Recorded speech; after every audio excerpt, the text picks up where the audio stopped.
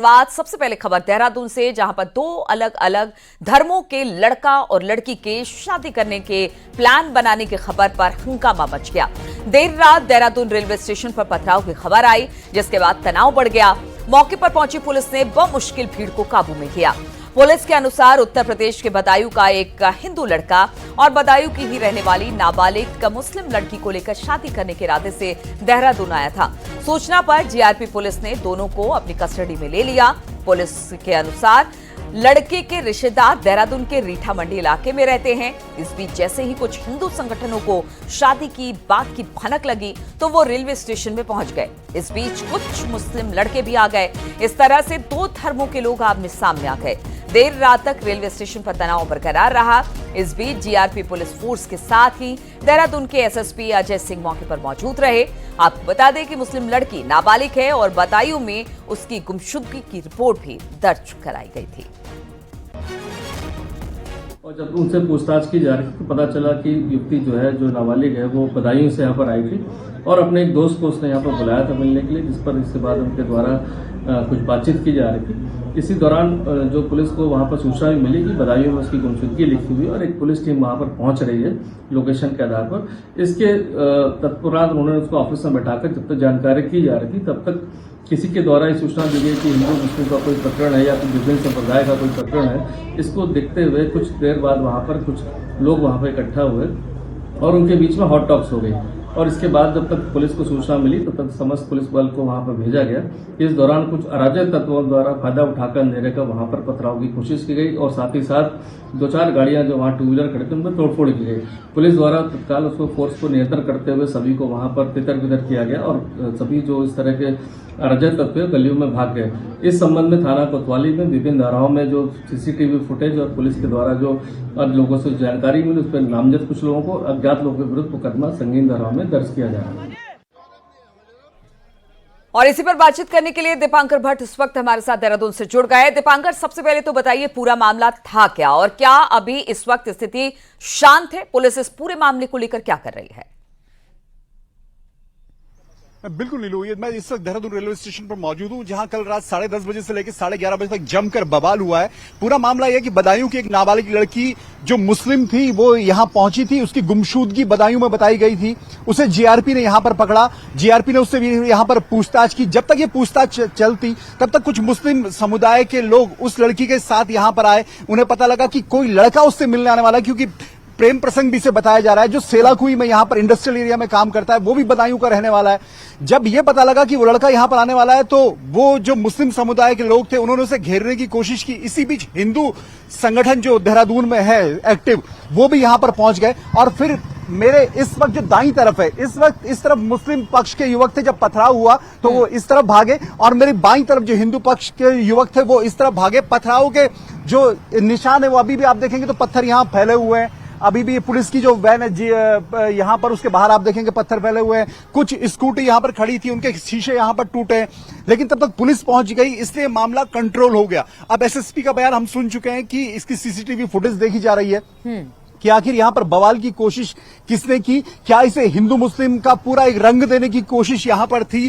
किसने ये सूचनाएं दी कि बदायूं की अगर लड़की थी तो देहरादून में कैसे पता लगा कि लड़की यहां पर पहुंची हुई है और लड़का उससे मिलने आने वाला है? ऐसे बहुत से मामले। लेकिन कल रात जो टेंशन देहरादून में था, खासतौर रेलवे स्टेशन के आसपास, अब की अगर इस वक्त की बात करें तो इस वक्त माहौल यहां पर पूरी तरह शांत है। पुलिस का कहना है कि सब चीजें फिलहाल कंट्रोल में है। लड़का और लड़की देखा जा रहा है कि बदायूं का भी लड़का रहने वाला, लड़का और लड़की कहां पर बताया जा रहा है। इसलिए पुलिस अभी पुलिस ने कुछ लोगों को हिरासत में यहां पर लिया है। पुलिस अभी इस बात को अभी इसके आगे बताएगी। अभी इस बात को पुलिस ने डिस्क्लोज नहीं किया है कि लड़का और लड़की को उन्होंने फिलहाल कहां पर रखा है, क्योंकि पुलिस को इस बात का डर है कि क्योंकि हिंदू मुस्लिम से जुड़ा हुआ मामला है, ऐसा ना हो कि इसको लेकर और टेंशन यहां पर बढ़े। लेकिन अब जैसे दिन में एक्शन आगे बढ़ेगा तो पुलिस इस पूरे केस को आगे बताएगी कि कौन कौन इसमें उपद्रवी थे। मुस्लिम पक्ष के जो युवा थे वो यहां पर कहां से पहुंचे, हिंदू पक्ष को कैसे पता लगा कि यहां पर इस तरह का एक बवाल है या लड़का लड़की यहां पर मिलने आने वाले हैं, जिनके बीच ये प्रेम प्रसंग का केस है। लेकिन एसएसपी का कहना है कि इस पूरे केस में देखा जाएगा कि उपद्रवी कौन थे और किसने यहां पर ये पथराव की कोशिश की। लेकिन सबसे जो गनीमत इस बात की रही कि किसी को चोट यहां पर नहीं आई है दोनों पक्षों की तरफ से, और न किसी के बड़े जान माल का नुकसान यहां पर हुआ है। नीलू। ठीक है, बहुत बहुत शुक्रिया आपका दीपांकर जानकारी देने के लिए। और हरिद्वार से खबर लेते हैं, जहां से बड़ी खबर आ रही है। यहां पर कल देर रात सिटकुल पुलिस और बदमाशों के बीच एनकाउंटर हो गया। एनकाउंटर में 2 बदमाशों के पैर में गोली लगी, जबकि तीसरा बदमाश मौके का फायदा उठाकर फरार हो गया, जिसकी तलाश की जा रही है। वहीं पर दोनों घायल बदमाशों को इलाज के लिए अस्पताल में एडमिट करा दिया गया है।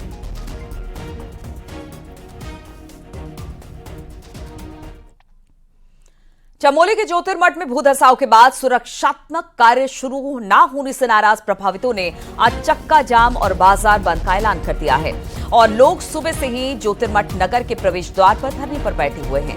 आने जाने वाली यात्रियों की गाड़ियों को भी रोका जा रहा है और इलाके में जल्द से जल्द सुरक्षात्मक कार्य करने की मांग कर रहे हैं। आपको बता दें कि लगभग 21 महीने बीत जाने के बाद भी सुरक्षात्मक कार्य अब तक नहीं हो पाया है, जिससे वहां के स्थानीय लोग बेहद गुस्से में। इसी स्थान पर, इसी जगह पर हम धरने में बैठे थे। कुछ वादे हमारे साथ किए गए थे और 21 महीने गुजर गए, धरातल पे कुछ भी दिखाई नहीं दे रहा है और हम मजबूर हैं। हमने बहुत प्रतीक्षा की। वो सर 20 महीने हो गए, पहले 1 महीने से हम ऐसा परेशान हैं, न यहाँ काम है न धंधा है। सारे लोग प्रभावित हैं। अभी तक सरकार सोई हुई है, सरकार ने हमारा कोई काम नहीं किया। न यहाँ विस्थापित वो उसका ट्रीटमेंट का काम हुआ, न यहाँ नगर पालिका का कोई काम खुला, न कोई काम नहीं खुला का और हम परेशान हैं। आज हमने यहाँ पे जो चक्का जाम का जो वो आह्वान किया है, आप पूरा दिन भर का चक्का जाम रहेगा, बाजार बंद रहेगा, हो सके तो आगे भी हो सकता है। ज्योतिर्मठ के प्रवेश द्वार में इस समय प्रभावितों के द्वारा चक्का जाम कर दिया गया है। लोग यहाँ पे बैठ चुके हैं और जो मांग सुरक्षा को लेकर उठ रही थी, लगभग 21 महीनों से लगातार लोग कह रहे थे कि ज्योतिर्मठ नगर क्षेत्र के निचले इलाकों में सुरक्षात्मक कार्य शुरू किए जाएं, ड्रेनेज सीवर बनाया जाए, वो कार्य शुरू नहीं हो पाया और एक बार फिर से ज्योतिर्मठ नगर क्षेत्र के प्रभावित लोगों ने सड़क पर उतरकर चक्का जाम कर दिया है। बाजार सुबह से ही बंद है और धीरे धीरे अब संख्या यहाँ पे बढ़ने लगी है। कानून व्यवस्था की अगर बात करें तो कहीं भी कोई हालात बिगड़े ना, पुलिस प्रशासन की टीम भी यहाँ पे पहुँच चुकी है और अलग अलग बैनरों के तले जो महिला मंगल दल, जो युवक मंगल दल है, वो धीरे धीरे इस चुंगी के पास पहुँच रहे हैं, क्योंकि यहीं पर जो चक्का जाम होना था उसका ऐलान किया गया था। तो कहीं ना कहीं सरकार पर दबाव बनाने के लिए एक बार फिर से ज्योतिर्मठ नगर के लोग सड़कों पर उतर आए हैं। नितिन सेमवाल, न्यूज़ 18, ज्योतिर्मठ नगर। और अब मौसम की बात कर लेते हैं। उत्तराखंड में 2 दिन तेज बारिश का अलर्ट है। कुमाऊं के ज्यादातर जिलों में तेज बारिश का अलर्ट के साथ गढ़वाल में भी कुछ जिलों में बारिश का पूर्वानुमान मौसम विभाग ने जारी किया है। 29 सितंबर से प्रदेश में मौसम साफ रहने वाला है, लेकिन ये जो आने वाले 2 दिन हैं उसमें बारिश का अलर्ट है।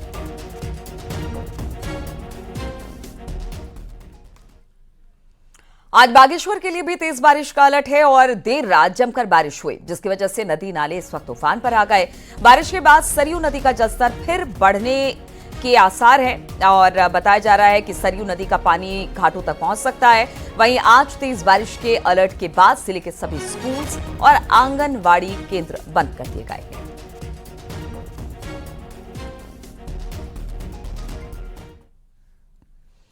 देर शाम ऋषिकेश श्यामपुर लकड़ घाट पर 3 व्यक्ति अपनी बकरियों के साथ गंगा नदी के टापू में फंस गए। नदी का जलस्तर लगातार बढ़ता चला जा रहा था, जिसकी सूचना मिलते ही एसडीआरएफ टीम ने तीनों व्यक्तियों को सकुशल रेस्क्यू कर 55 बकरियों के साथ नदी से निकाल लिया। रेस्क्यू टीम में हेड कांस्टेबल अर्जुन सिंह, मातवर सिंह, सुमित, रविंद्र, शिवम, ऋषिपाल सिंह, अमित ने पूरी मेहनत से काम करते हुए रेस्क्यू को अंजाम दिया। आप तस्वीरें भी देख पा रहे हैं कि इस तरह से गंगा के टापू में फंसे 3 लोगों का सकुशल रेस्क्यू किया गया। 55 बकरियों को भी जो वहां पर फंसे थे उनको बचाया गया।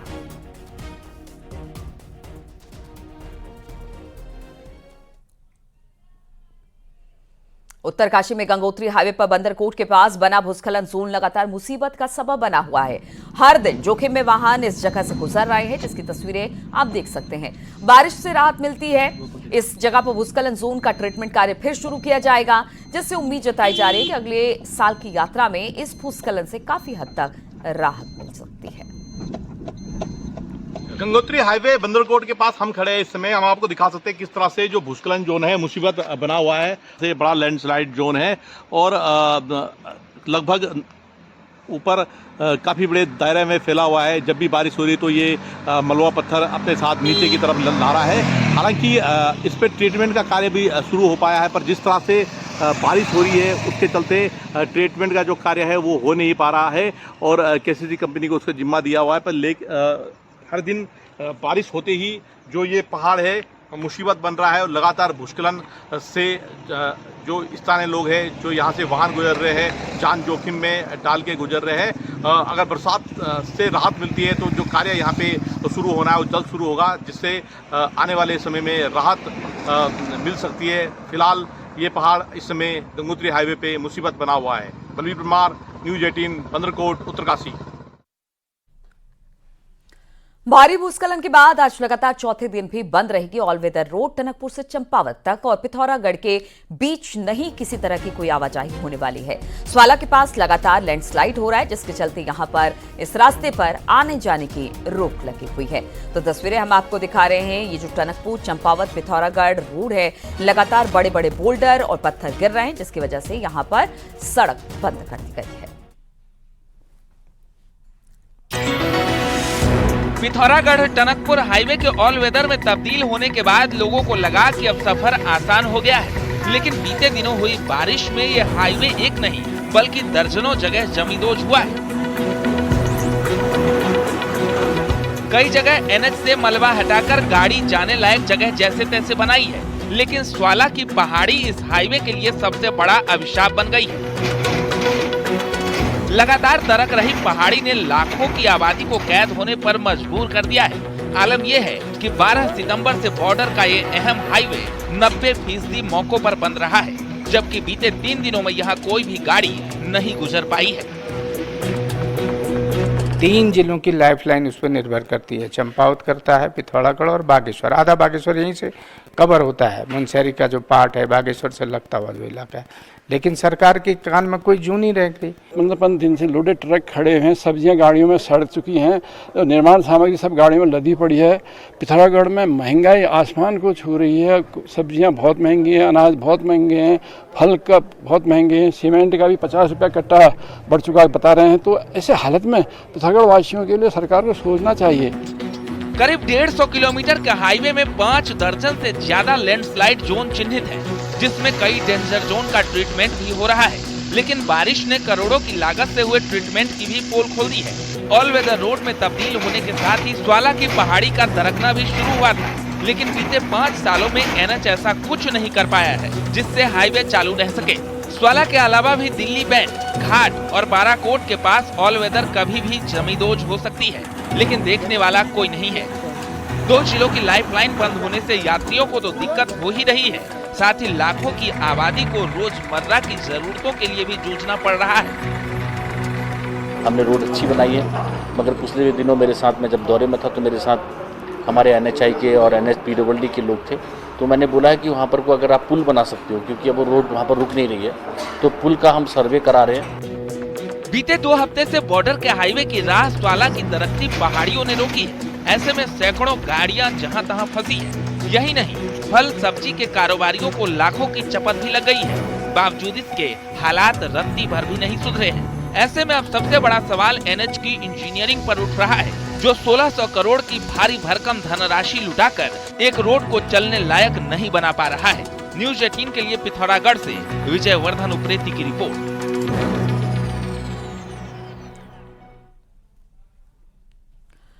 बद्रीनाथ हाईवे पर नरकोटा के पास आवागमन शुरू हो गया है। आपको बता दें कि गत बुधवार देर रात्रि को हुई भारी बारिश के चलते मलबा और बोल्डर आने से नरकोटा के समीप हाईवे बंद हो गया था, जिससे काफी मशक्कत के बाद खोला जा सका। बताया जा रहा है कि देर शाम पहाड़ी से फिर लगातार मलबा और बोल्डर आने लगे, सड़क बाधित हो गया, आवागमन भी बंद हो चुका है। फिलहाल सभी वाहनों का अन्य वैकल्पिक मार्गों से आवागमन करवाया जा रहा है, लेकिन आज सुबह काफी मशक्कत के बाद अब मार्ग सुचारू कर दिया गया है और वाहनों का आवागमन एक बार फिर से शुरू हो चुका है।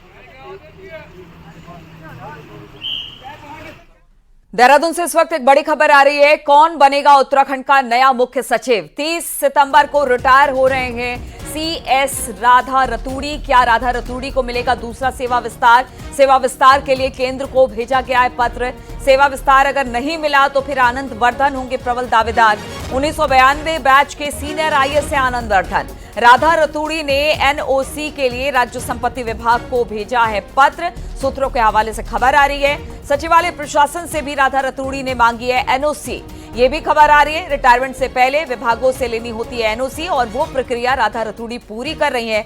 लेकिन उनके सेवा विस्तार को लेकर एक पत्र जरूर लिखा गया है। लेकिन अगर राधा रतूड़ी नहीं रहती हैं या उनके पद का विस्तार नहीं होता है तो फिर सबसे प्रबल दावेदार जो हैं वो आनंद वर्धन बताए जा रहे हैं। 1992 बैच के सीनियर IAS है आनंद वर्धन और राधा रतूड़ी ने NOC के लिए डिमांड की है। अगर नहीं रहती हैं तो फिर आनंद वर्धन का नाम सबसे आगे चल रहा है।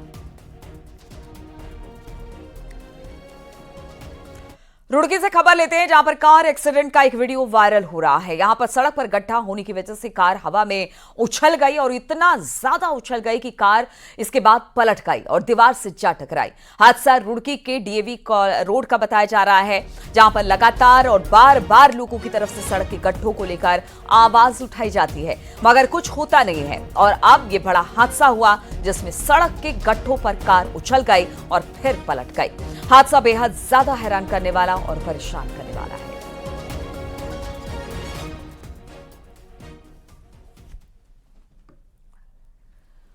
उत्तराखंड पुलिस बदमाशों को कड़ा सबक सिखा रही है। पिछले 6 महीने में पुलिस ने एनकाउंटर में 2 बदमाश ढेर किए हैं।